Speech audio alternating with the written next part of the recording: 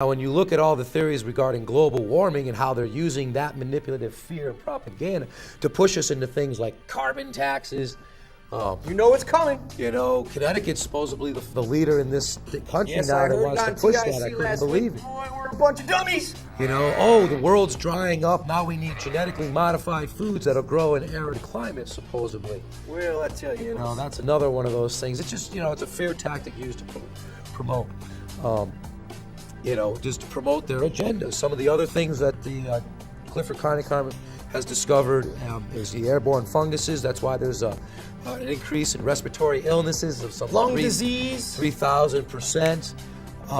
They're killing us. You better know. You know, the fact that the atmosphere carries a charge means certain like surveillance devices can work a lot better now because, you know, what is electricity? It's an electromagnetic field. What are we? We're electricity. We're electricity. You know, we've talked about MK Ultra and how they can use electromagnetic or alpha low frequency waves to stop a bull charging in its tracks, et cetera, et cetera, et cetera.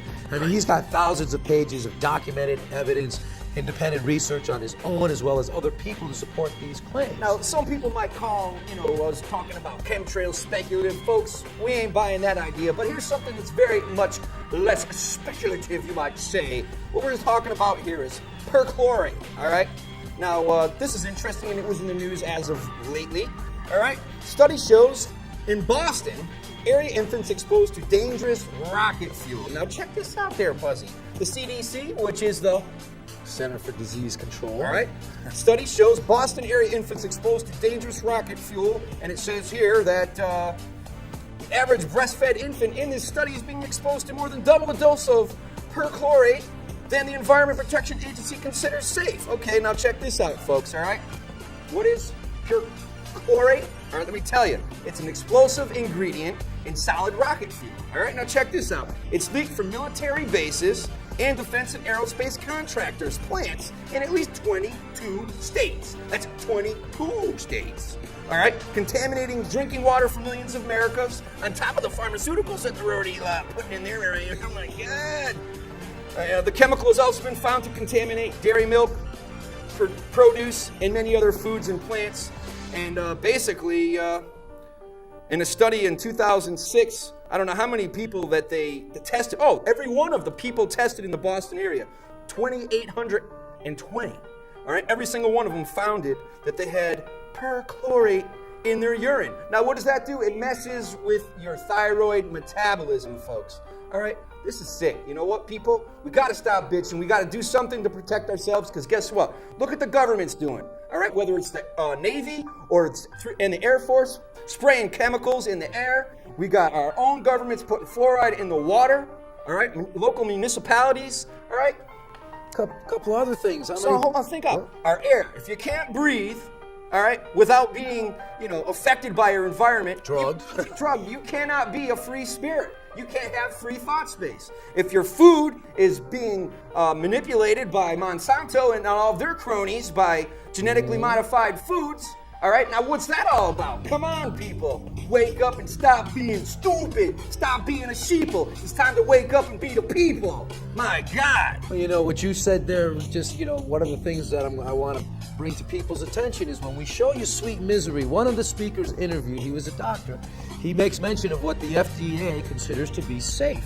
Now, the FDA considers something safe to consume if only, say, one person out of a million died.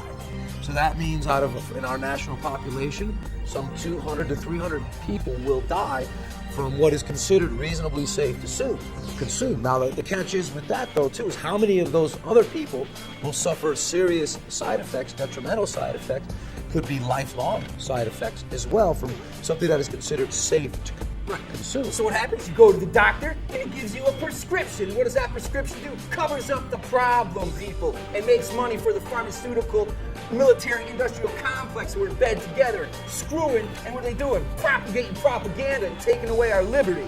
Oh man, we got to get into one article before we get into what we really want to get into. And you know what's funny is, like, for example, from this fluoride article, how many people realize that fluoride Fluoride is found in pesticides, fungicides, rodenticides, anesthesias, tranquilizers, fluoridated pharmaceuticals, and another number of industrial and domestic products. All right, Buzz, I was flipping through one of our favorite weekly newspapers called the American Free Press, and what do I come across here? Prozac was approved, even as experts warned it could turn kids into killers. Now, there's a story about a gentleman who on Valentine's Day at Northern Illinois University shot up a class. There was 120 students in there, and he was a nice guy, they say, nice kid, but one of the key factors in similar events, it seems to have been the drug Prozac. Now, Prozac was allowed into the U.S. market December 29th, 1987, but even before the drug, folks, was approved for the market, a British medical journal said recently it had given the American regulators confidential drug company documents suggesting a link, all right, between popular antidepressant and a heightened risk of suicide attempts and violent acts, all right? British medical journal said the documents have been missing for 10 years, were part of a 1994 lawsuit against Eli Lilly. Well, there's no connection with the Bush family there, is there, Buzz? Oh, probably crap. Is. Okay, on behalf of the victims of a workplace attack, okay, so, you know, the FDA is approving drugs that are whacking out our kids, and our kids are going to school, and you know, oh my God. Now let's get into it. Let's get into it. Oh, the aspartame. You know, folks, there's so many... Let's not forget that we're going to show them Sweet Misery in a couple weeks, but you know what the rest of the title of that program is? A Poisoned World. Now, pay attention, open up your ears, clear out the wax, do some research when we're done talking to you about this very subject, especially if you got friends and family, all right, and enemies for that matter, who drink this stuff or use this stuff. Buzzy, talk to them. You know, now this is coming from the FDA, and I'm just going to throw this one out real quick. How many of you caught the recent news article there from ABC was where I caught it from about the FDA bringing to the attention when you mix ascorbic acid and sodium benzate in your soft drink, which is found in like 20-something different, it forms a carcinogenic benzene. It's been in there for 15 years. The FDA has known about it for 15 years, and they've left it up to the soda manufacturers to resolve the issue. They still haven't.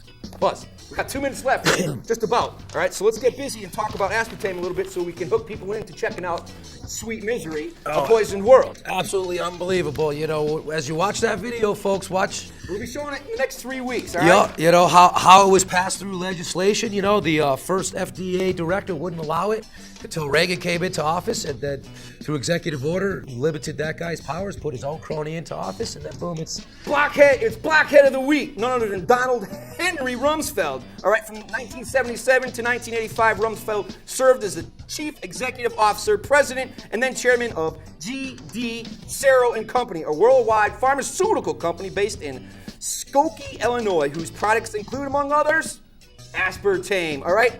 It was under, as Buzzy was saying, it was under Rumsfeld that Searle got the Food and Drug Administration approval for the controversial artificial sweetener that Buzzy was saying. In 1980, FDA Board of Inquiry, comprised of 3 independent scientists, confirmed it might induce brain tumors. Now, when you watch Sweet Misery, the program's going to start off and show you the incidence of brain tumors that increased in this country after it was introduced.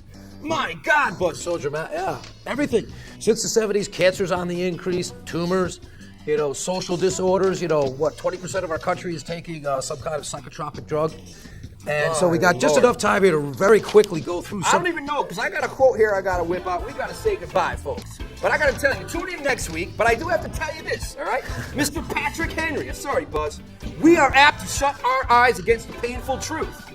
For my part, Mr. Patrick Henry says, I am willing to know the whole truth, to know the worst, and to provide for it. The answer resides in me and you. So stop bitching, start a revolution. Join us next week for Sweet Misery with me and Buzzy Zipwak, the partner of freedom. Peace out. This is a test of the emergency bronchoid system. This is only a test.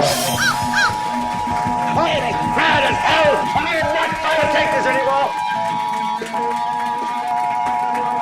This is a test of the emergency bronchoid system. The bronchitters in your area, in voluntary defiance of federal, state, and local authorities, have developed this system to keep you informed in the event of a bronchial emergency. If this had been an actual emergency, the attention signal you just heard would have been followed by official supply information, News Scanner News, and emergency bronchial instructions. This concludes this test of the emergency bronchoid system. Quit playing games with God! Stay tuned for more of marijuana's march through history.